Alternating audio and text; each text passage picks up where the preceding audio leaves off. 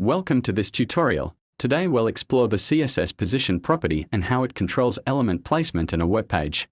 Position is a CSS property used to define how elements are placed in a document. It has 5 main values: static, relative, absolute, fixed, and sticky.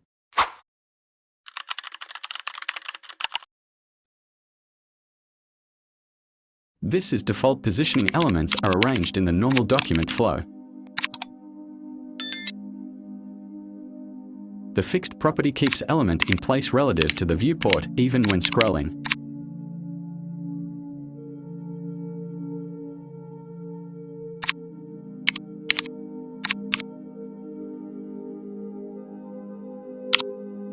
The sticky value lets elements stick to a specific scroll position and act like fixed.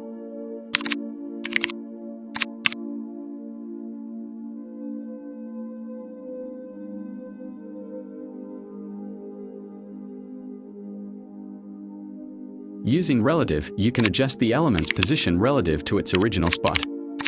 An element with absolute positioning is placed relative to its nearest positioned ancestor.